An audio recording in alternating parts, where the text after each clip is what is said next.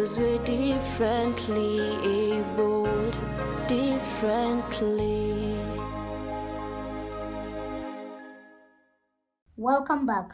From many miles away, through the help of her friends, Veronica ensures that her dream to empower children with neurodivergent conditions is realized. Take a look.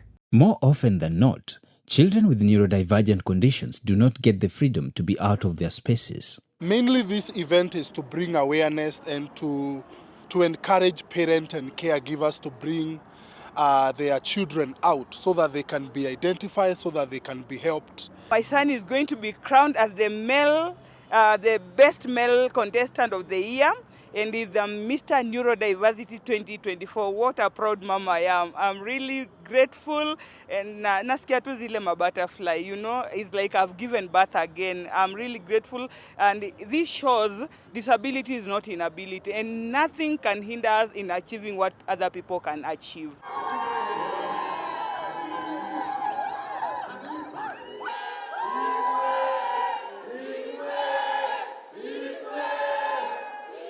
The society is quick to judge and point fingers, making their caregivers shy away from social places.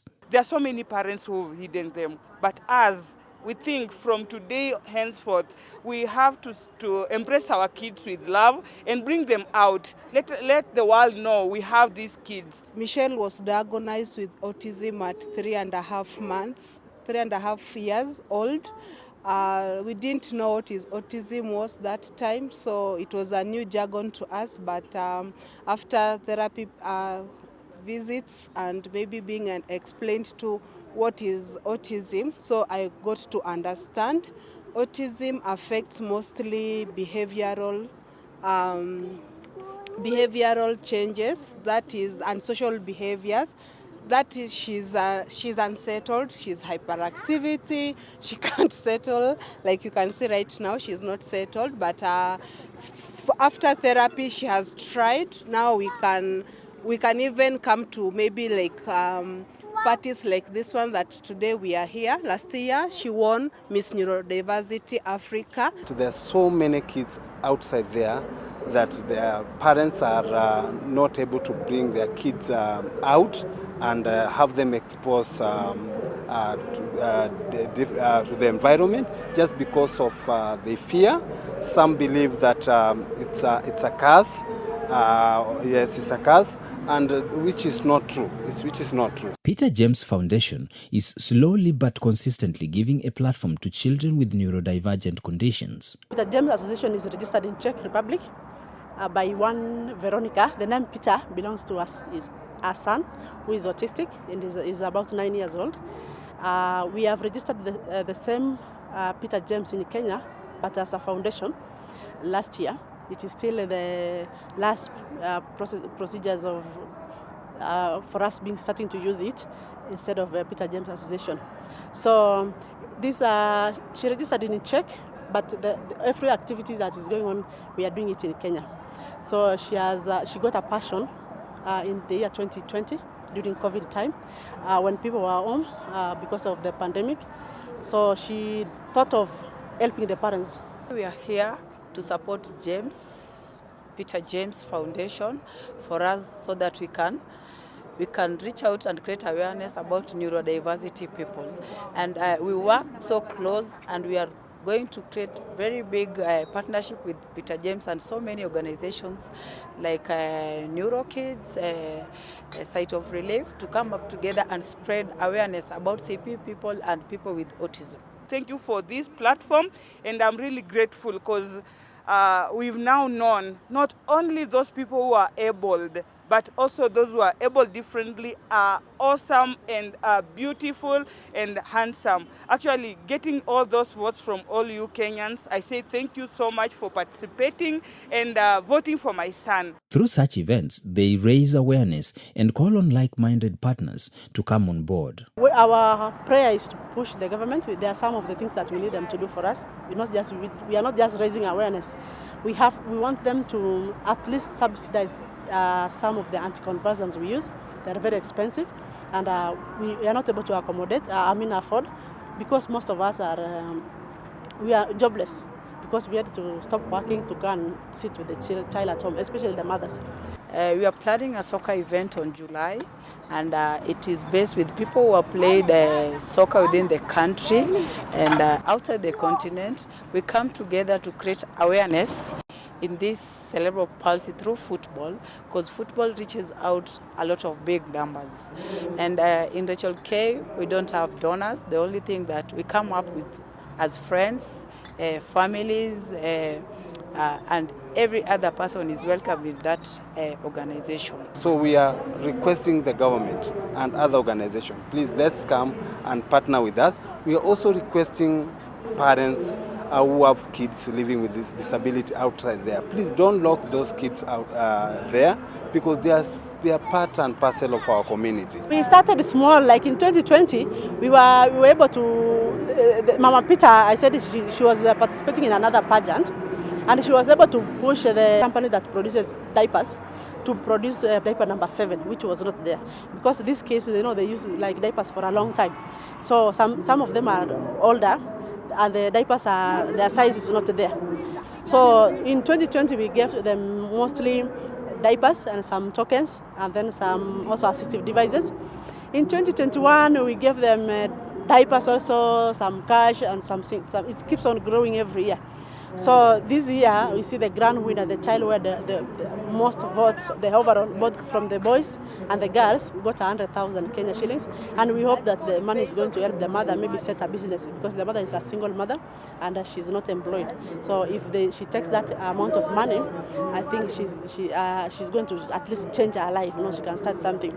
So our joy is to touch one at a time. Mobility is one of the challenges faced, and these partners are looking into ways of making sure that they move around with dignity. For me, mobility is personal.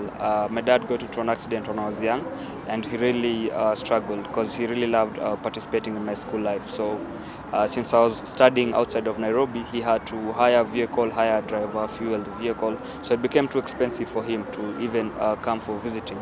And that's why I decided that I'll come up with a solution, a transport solution for persons with disabilities. In Kenya, we have more than 5 million. In Africa, you have more than 200 million. And the public transport system is not in any way adapted for the needs of persons with disabilities. We have been working together with Peter James Association, together with Rani Ramchandani Foundation, to issue wheelchairs and other mobilities equipments to the children living with this disability. Our signature project is PWDs, people living with disability. We have so far donated more than 8,000 assorted mobility devices across Kenya. That is special wheelchair for cerebral palsy children and adults. We have also given walking frames. We have given walking sticks. We have given standard wheelchairs. And we are very passionate with the assistance we are giving to the people living with disability. The adapted vehicles are vehicles that are customized for the transport needs of persons with disabilities. They come in two ways. You can get one with a ramp. So a ramp gives someone the ability to get transported without leaving their wheelchair. So we remove the ramp from the vehicle, and then we push someone on a wheelchair, and then the ramp lifts them up into the vehicle. The second adaptation is a swivel seat that then lowers itself to the ground, and someone can then easily transfer from their wheelchair to the seat, and then they'll get to also get brought into the vehicle using that particular seat. So what we are solving for is we are helping persons with disabilities to travel with dignity and independence. Also, our drivers are specially trained. They understand, some understand sign language, and also they understand disability etiquette. So we offer them that particular training so that they are able now to serve persons with disabilities, and more so go to the extra extent of being caregivers other than just a driver. So instead of them just dropping you off at a gate or at a location, they will walk with you into the building until you're in the hands of someone else to assist you. And with that, then we believe that persons with disabilities can travel with independence and dignity, and they can participate in the society both politically, economically, and more so socially. There are many other challenges that include financial expenses. The biggest challenge we're having is actually getting the adapted vehicles. So we currently are importing the adapted vehicles, but then we are looking forward to start adapting the vehicles locally in the country. So right now we have a fleet of around 10, but we are continuing to bring more into the country, and we hope by the end of the year we'll have a better fleet. We don't have statistics of how many kids are out there with these conditions. And as you know, the conditions are very bad, they are severe, and they are very expensive. So taking care of these kids is expensive. Unless we come out to say we are here, nobody will see us, nobody will help us. The parents will continue to suffer there with their children. Some of the women also are single, because once these kids are born, and most fathers, when they see the child with a disability, they run away.